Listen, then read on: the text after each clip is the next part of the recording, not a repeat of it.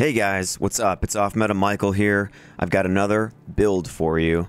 This is the Frozen Templar, an ice-themed paladin build here on Ladder Season 7. So we're online, alright? And we will start off with a combat montage with some original music that I wrote and recorded, just like some of the other videos that I've been doing recently. And then we will go into some gear and also show some notable trades. So thanks for being here, and here we go.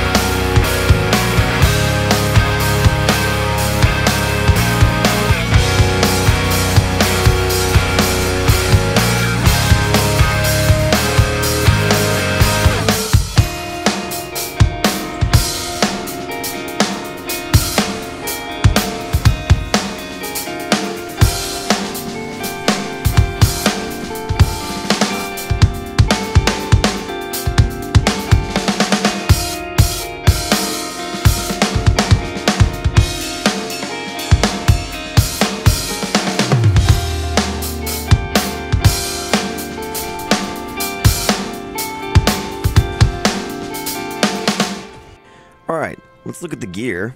So, Holy Freeze Paladin, right?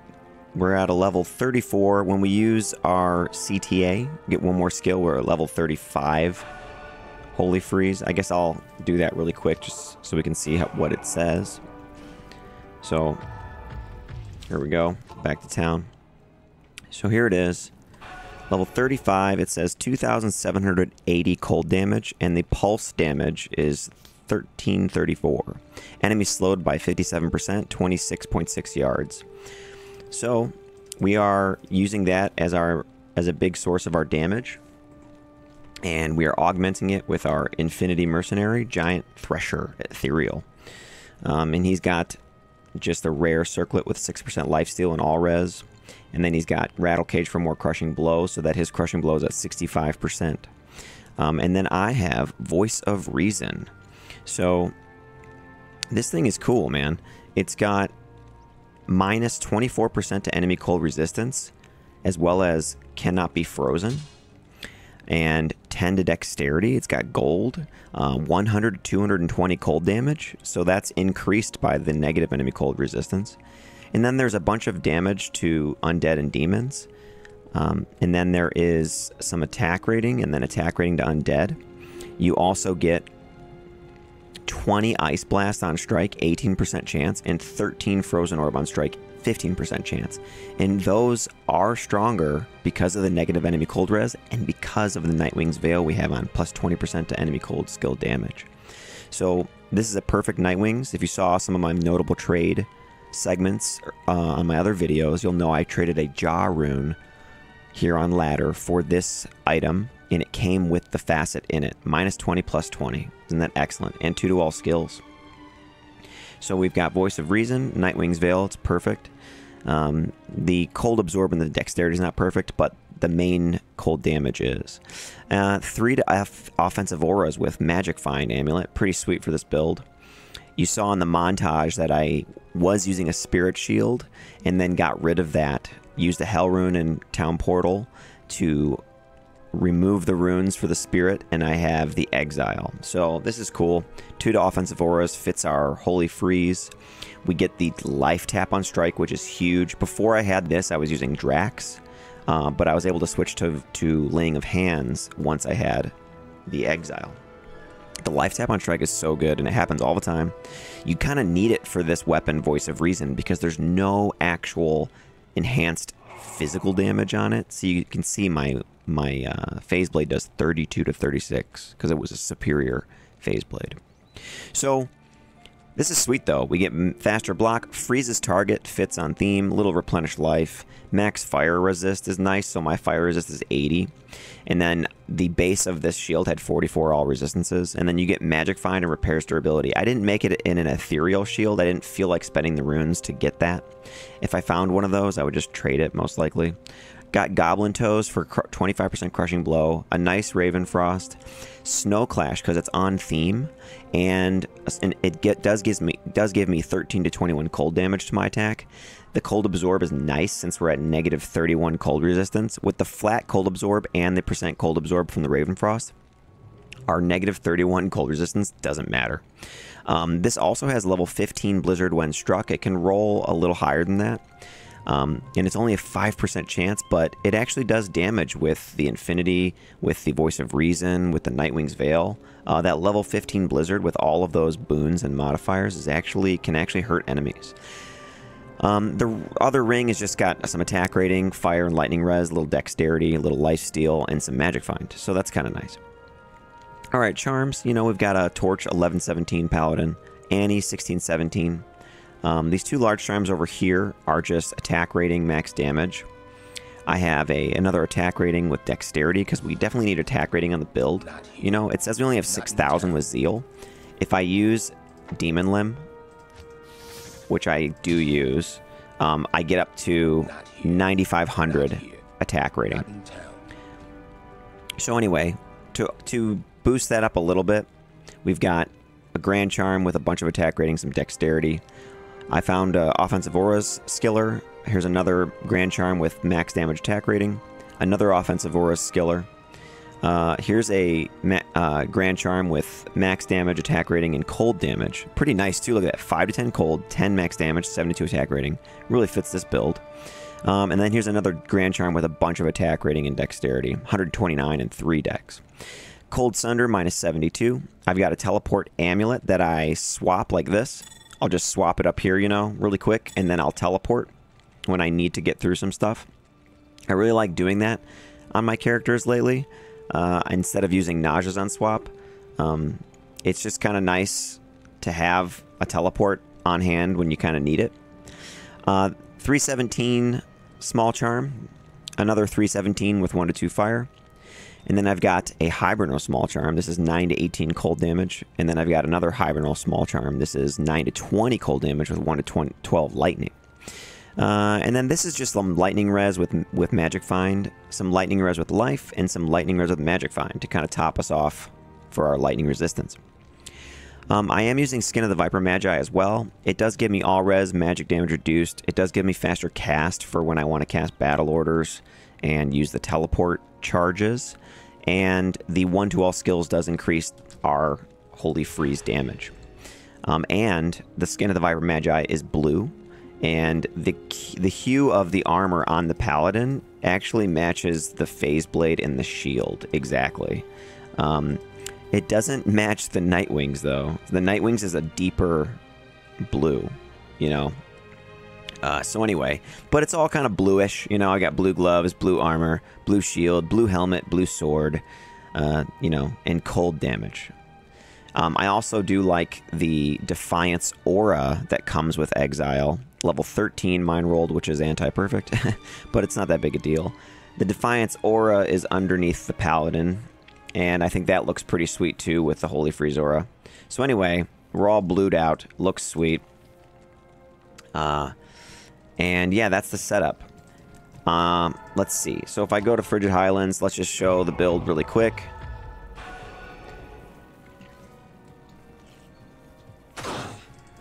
I like to smack them first with Smite sometimes, and that will stun them. And then we also freeze and slow, you know? So we freeze target, we slow target, and we chill target, and we can stun target, which is sweet, you know? So, like, I'll go like this and just smack them and then hit them. And because the Smite doesn't need attack rating, it always hits. You have a pretty good chance to proc a life tap when that happens, or even like a Frozen Orb or something. The only thing about the Smite is that it does not apply cold damage from Holy Freeze. So you can see, like, I'll just, like, I can charge up like this. Here, let's charge. Smite, boom. Look at that. Everybody's so slow. Isn't that nuts? It's so nice.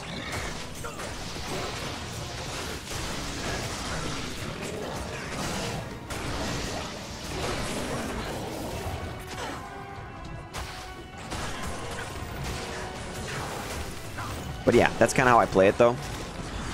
And with the amount of Crushing Blow that we have, 25%, and the bit that we have from the Mercenary, who's at like 60, we do pretty good on boss killing and stuff, you know? And we can pretty much take out everybody. For these skills now. You might be like, why didn't you do Holy Shield? Well, I did play this ladder build with another setup as well that didn't need a shield. So I just didn't go for it. I didn't want to respec. And then I also, when you do the Holy Shield, it changes the way your shield looks. And I kind of just wanted to see my character's shield that I was using. So that's the other reason that I didn't spec into that. 1 point to charge, 20 Zeal, 14 into Sacrifice. We've got 20 Holy Freeze. I put 1 point to Blessed Aim just to give me that 5% passive bonus. 20 Cold Resist, 20 Salvation for the synergy for Holy Freeze. And that is all the points. The stats are just like, I just put a bunch into whatever I needed, some more into Dexterity for the attack rating, and then, you know, mostly Vitality. 80 Fire Res, 75 Lightning Resistance, -31 Cold, and 41 Poison. We've got 1200 life, and then when I use my battle orders and battle command, we're up to 2074. So, not too bad. And in terms of our physical damage, you know, Zeal has 312% damage, and then our Laying of Hands has 350% damage to demons, and then the Voice of Reason has 311% damage to demons, with 372% damage to undead. So we're looking at 661% damage to demons, with 312% damage on our Zeal. So that's all off-weapon damage, you know, but in terms of our physical damage, it's actually good enough, like more than enough, for the life tap on the Exile, working with the Voice of Reason. Alright, some notable trades on Ladder Season 7 here. So this is just 4 perfect amethysts, essentially. I had a 5-socket ethereal flail, and I had a amulet with level 2 teleport charges. Traded those away, got myself some perfect amethysts. 4 of those is about half an ist, so not bad. I traded away this level 15 Grand Charm. It had 10 life and 25 lightning resist. Got a Lem. I traded away an ethereal matriarchal spear with 3 to javelin and spear skills. This can get 6 sockets at Larzik, and then you could make a Breath of the Dying in it to make it indestructible. And someone gave me an Ohm rune for that. Here is a big one, a level 9 jewel with 20% enhanced damage. That's the max roll for a level 9 jewel for enhanced damage. I got a Jaw rune for this. I just posted it, didn't even ask for a Jaw rune, and someone offered that. That was the first thing they offered. Here is a Archon plate, 450 defense, 3 sockets, Ist rune for that. I got a Mal for this matriarchal pike. It is superior with 15% maximum durability, 4 sockets, 3 to javelin and spear skills. Here's another nice one. I found an ethereal decapitator with 13 enhanced damage. This thing had really big damage on it. I got a Burr rune for this. I was almost considering keeping this one because I was like, ooh, that would make a pretty nice death, you know, like for like a Fury Druid or something. But I wanted the Burr rune instead because that would just be like another build that I have to make, you know, on ladder here, and I already have several builds that I'm like upgrading. Here's the Venom Ward, which everyone finds like many times over, but I found one that rolled a perfect enhanced defense of 100%. So I kept it knowing that somebody would give me a rune for this eventually, and I posted it for an Ist or a Mal, and I believe they gave me a Mal, but I can't remember if they gave me an Ist or not. But anyway, it was Ist or Mal. Here's another one, just 3 sockets, 3 to bow and crossbow skills, Grand Matron Bow. You could make a Hustle in this. You could make a Melody, which gives you another 3 to bow and crossbow skills. So, not bad for like an Act 1 Rogue Mercenary, or even a budget option for a Boazon. And I got a Mal rune for that. Here is a lobby trade. Someone wanted a Storm Shield that already had a socket in it. And I had one of these, but it didn't have a socket. So I joined and I said, hey, I'll rush you to Larzik, and then we can make the trade. Is that fair? And he was like, yeah, that's cool. And so I was like, all right. So I rushed him over. I have Enigma. I used my Summoner Druid, got him to Larzik really fast, and then made the trade. He gave me a Gull rune, and then he took his Storm Shield and he socketed it right then and there. Pretty sweet, huh? So that's the notable trades for this segment. I do have more, but I was going to save those for like another video. I just wanted to point this out. This is AM Fitness 5598. Thanks for commenting, dude. It says 2 days ago, but this is further than that. It's longer than that. But he basically was saying he was wishing that, you know, Cold Damage and Holy Freeze Paladins were a lot better and a lot stronger.